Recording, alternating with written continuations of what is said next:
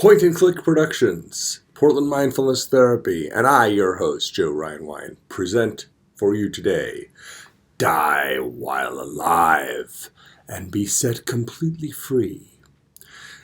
This video is about enlightenment, Zen enlightenment, a topic about which basically nobody has any right to comment on, and least of all, puny little me. But I'm going to comment on it anyway, because that's how I roll. So, in the last, in the last video I talked about Zen and paradox and how I was hooked into an interest in Zen, which later led to a strong interest, which later led into full-on Zen practice of sorts, by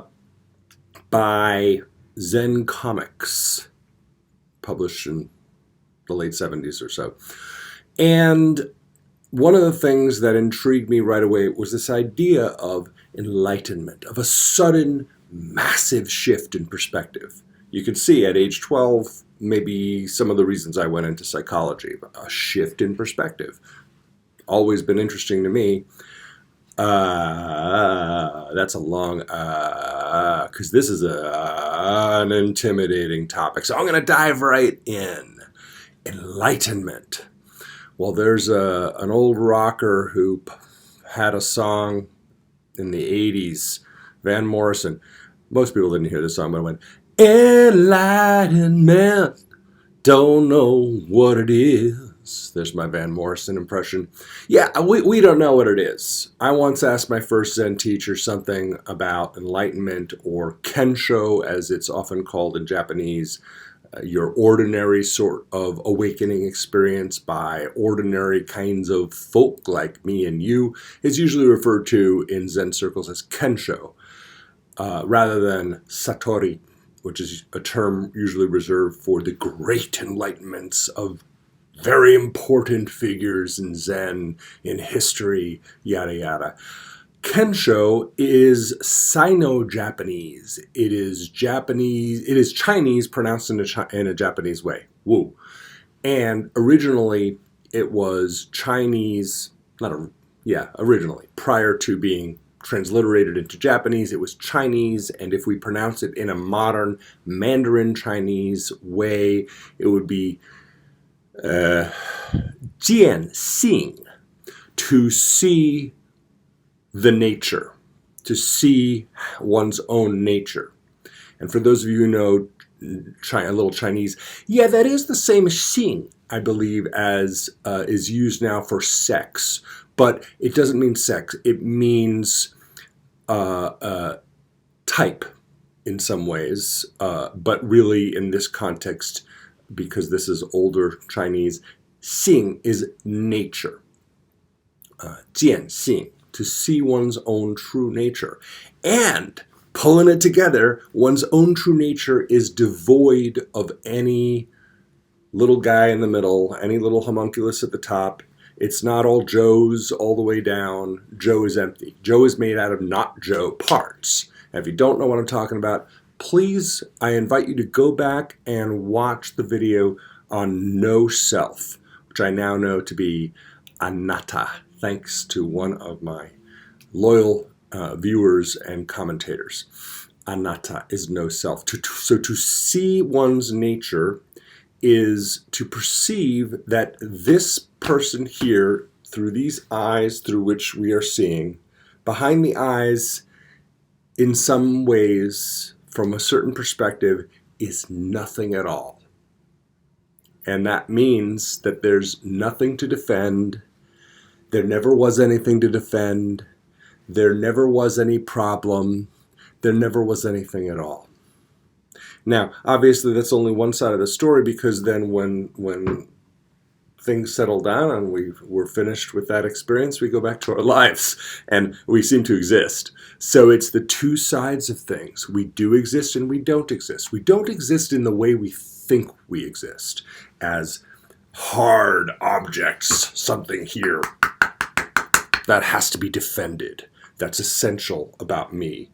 Essentialism is anathema to this understanding. But now I'm diving into technical terms that aren't necessarily useful, but I thought I'd throw that in. So now let's get personal. I had a video a while back, a video series of why I really became a psychologist. And whether that's true or not, who knows why I became a psychologist. I became a psychologist because I did.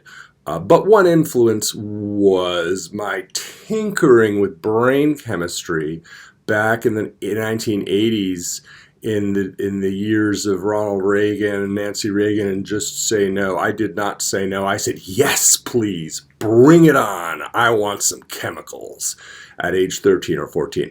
And so I took a very large dose of a pretty powerful chemical. And that night I went pretty crazy.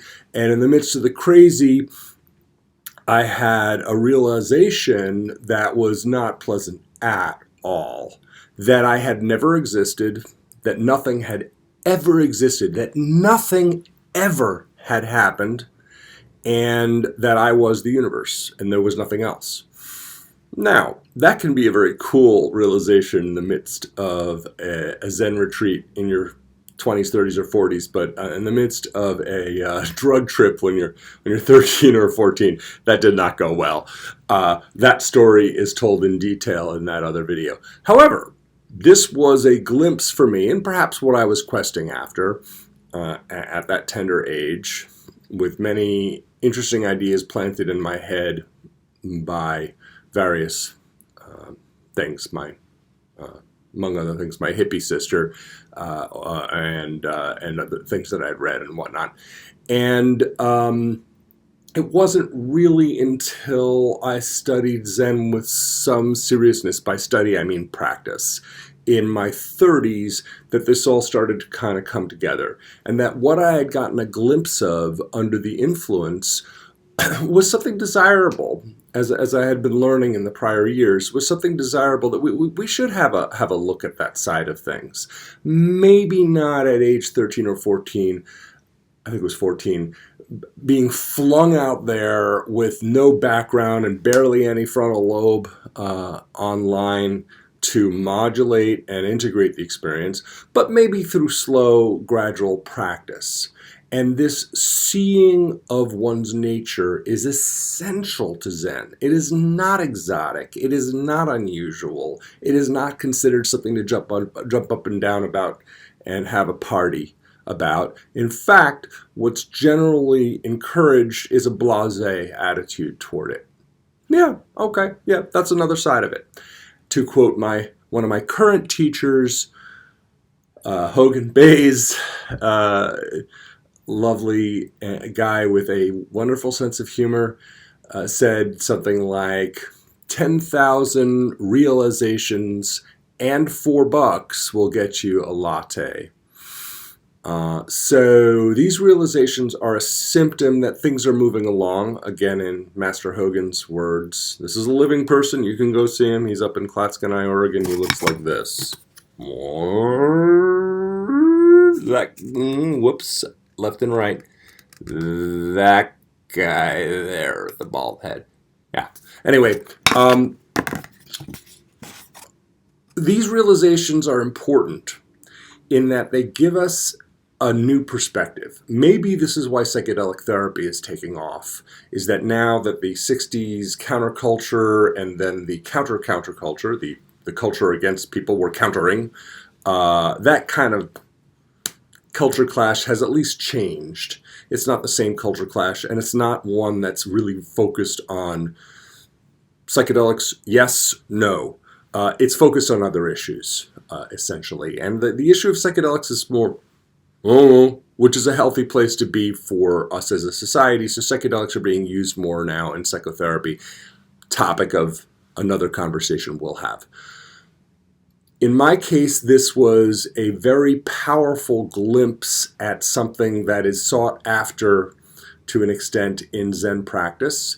And later, I experienced it in much more gentle ways than I did in that fateful evening in 1984. And not least of the little glimpses I've had, little bits of insight that I've had into what is this Kensho thing. What is it to see one's nature? So one little glimpse occurred in my first week-long retreat, which was really, really, really difficult because week-long Zen retreats involve getting up early in the morning, not something I like doing in general, and then meditating for about 7 hours during the course of the day, broken up by other activities. And we get up and walk in a circle at least once an hour. And we take breaks for meals, but the whole thing's silent and ritualized, and it was really grueling, and I almost left after the first day. But my first teacher, Janet Abels, Sensei Janet Jiryu, I believe is her Dharma name, Abels, was really wonderful with me on that first retreat and helped me through some extreme irritation that I was experiencing and assured me that that kind of welling up of anxiety and irritation is bound to be the harbinger of something worth sticking around for that follows it. And so it was.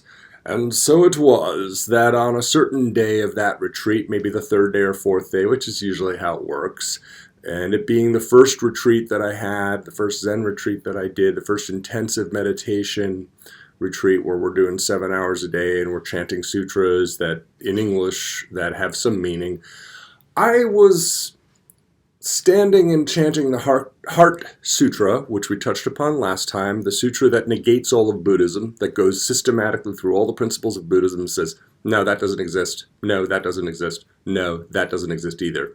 It's all a lie. Thank you very much. That's not quite a fair summation, but that's a little bit of what the Heart Sutra is about, is the negation of these real and yet not real categories and principles in Buddhism. Because even in Buddhism, categories and principles are just categories and principles. They are prajna paramita. So prajna, wisdom, paramita apparently means in order to get over to the other side. And the metaphor often used is we use a raft to get to the other side of the river. When we're on the other side of the river, we don't need the raft anymore. It's a dangerous metaphor because actually we need all of the Dharma, all the teaching, especially the ethical teaching, but all of it, including the meditation practice, after any enlightenment experience, no matter how profound, and mine was, I'm sure, among the most shallow experience that possible, if these are categorizable at all, which is hard to say. But get to the part, Joe, get to the part. So I'm standing there reading the Heart Sutra and having fought through a couple of days of just absolute misery, hour upon hour in a barn with blazing heat. It was like 100 degrees. We're guzzling this rather interesting water that they had locally that has a lot of sulfur in it. So it doesn't taste great, but apparently it's very, very good for you, I was assured. And in the midst of all this, the heat, my resentment, why did I bring myself on this stupid retreat? And what are these people doing? They're cultists, blah, blah, blah, blah, blah. And all the rah, rah, rah, rah, rah, rah, nasty Muppets coming up and talking inside me. I was reading this line of the Heart Sutra that goes, so the Bodhisattva lives prajna paramita, lives the wisdom of getting to the other side, with no hindrance in the mind. No hindrance, therefore no fear. Now, when I hit the words no hindrance after a few days of intensive meditation, all of a sudden I instantly realized what that meant, and that I should offer absolutely no resistance to all of my experiences. Well, duh. I mean, people have been telling me that for years.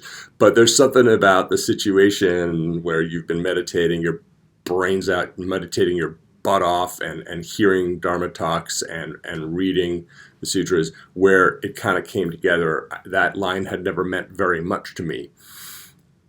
The Bodhisattva, the enlightened person,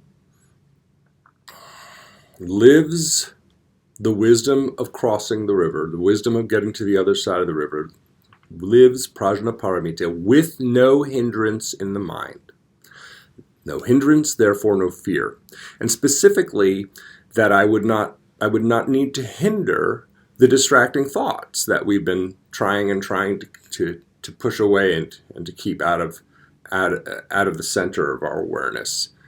And at that moment, something just went thump, and I fell into the moment, and the thoughts pretty much dropped away. And for a few moments, there were no thoughts. There was just being. And of course, there's no way to describe that. And then that ended. And there were plenty more thoughts to come. But somehow thoughts never distracted me again as much in that retreat. Somehow thoughts seemed much more peripheral after that shift in perspective.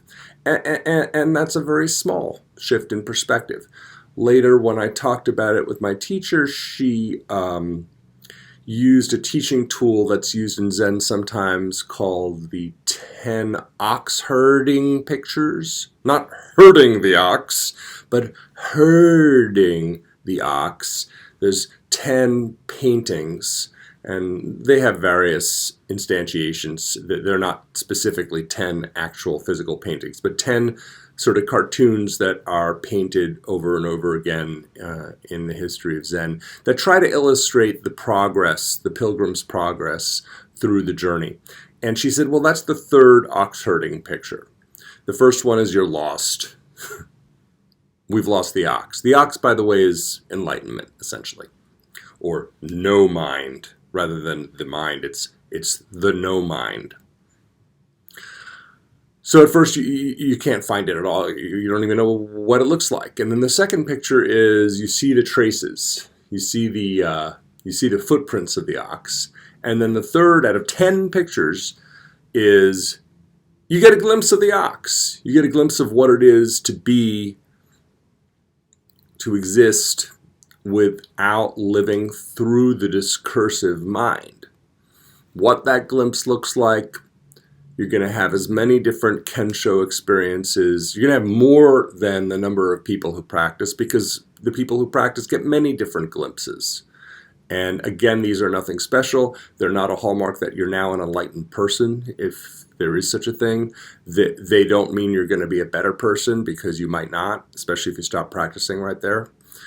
All they really mean is, as Master Hogan says, things are moving along. They're just a symptom you've been practicing hard, and you're getting a little bit of a glimpse of something. In my ACT videos, we might call this a pretty strong experience of the self as context. The self as context as distinguished from the self as content. So rather than the content of the bowl and all the different thoughts inside the bowl, an experience of the bowl, that in which all of your experiences live, is the big S self. This is all confusing terminology, but let's just say something like the ground of being, or for more dualistic thinking, meeting God, or something like that. I didn't experience it that way. I just experienced it as I was struggling against thoughts, and then all of a sudden, I read a line in the sutra, and I no longer struggled against thoughts on that retreat. And then I had to remember that, and remember that, and remember that. And by remember, I don't mean the usual kind of remembering. I mean, every time I practice, I struggle with thoughts until suddenly I remember how not to struggle with thoughts. It's really, as the British say, it's a rum thing. As Americans might say, it's the darndest thing. I don't consider myself an advanced meditator. I consider myself, an experienced beginner and student. I don't have a lot to say about Zen Enlightenment, but one of the metaphors and the key metaphor for our title today, because eye-grabbing titles will get more views, and we all like our videos to be viewed. Let's see where we're at here. Oh, hey, not too bad. We're just topping out at around 20 minutes. That's about what I was trying to do.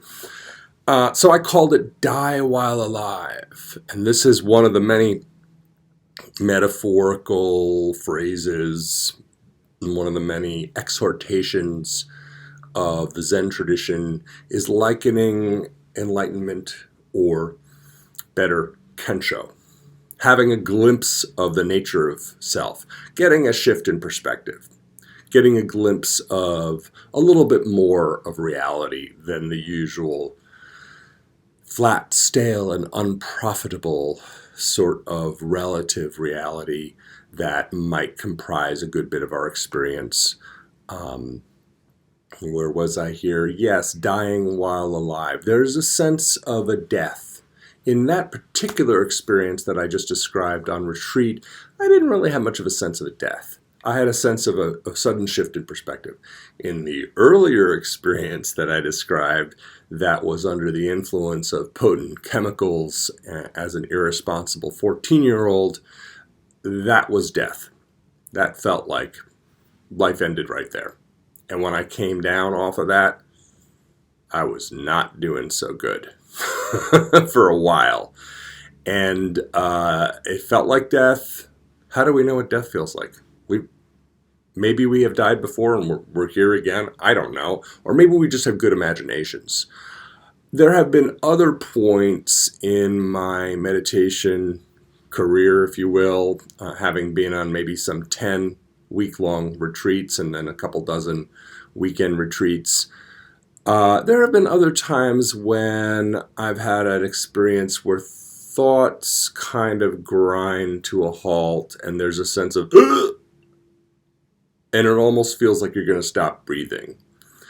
And in the words that I've quoted before that were introduced to me by the Beatles, that are in fact from the Tibetan Book of the Dead via Timothy Leary and colleagues in a publication, I think by the same name, lay down all thoughts and float downstream. It is not dying. So sometimes when this comes up, it feels like you're going to die. It feels like something bad's going to happen. It's like that feeling sometimes you get right before you're going to be really sick and you're like, or you're getting into a little less gross metaphor would be you're getting into a, what do they call those things? The uppy downy thingies. I don't speak a good English anymore. You're getting into a roller coaster. I remember when I was 9 or 10 getting into a roller coaster and they strap you into the thing and it's like, oh boy, there's no going back now. We're in for a ride. Literally. And that moment of slight panic or more than slight panic, it often precedes a big shift in perspective. And so those of you who are meditators, do with this what you will. When you feel a surge of panic, don't panic. Well, or go ahead and panic, but don't worry about it. It probably is a good thing. As my first teacher, now Roshi Janet Abels, said, yeah, usually there's some eruption of unpleasant thoughts and feelings immediately before a breakthrough, or what I would call a sudden shift in perspective, a glimpse of the empty nature of self. And all kinds of good things can come of those glimpses of another side of reality. And we'll talk more about this next week, or tomorrow, or sometime, or not at all, or whatever. Something appropriate at the end of the video.